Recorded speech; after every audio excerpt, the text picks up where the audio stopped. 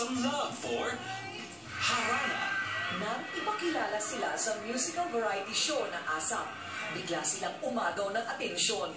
At nang magsimula ng kumanta sa entablado ang apat na gwapong ito, aba, hindi magkabayaw sa pagtili ang mga babae at Becky. Ang mga heartthrob na sina Marlo Mortel, Brian Santos, Michael Pangilinan at Joseph Marco. Sa pagmamahal mo na dapat na sa akin, sana tingin yung natanging panalangin, magkakawa na iwasan Sila ang pinakabagong boy band ng ASAP 20, ang Harana Boys.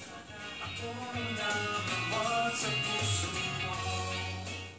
Busy man sa kanilang karera, pinipilit nilang magsama-sama para kumanta at mas mapasaya ang kanilang mga tagahanga. Kapag may inquiry yung Harana or meron kaming mall show, talagang hirap na hirap silang pag-isayin yung schedule namin kasi iba-iba eh. I'm very lucky na naging part ako ng grupong to. Pero alam nyo ba, hindi lang nila kayo mapapaibig sa kanilang pagkanta.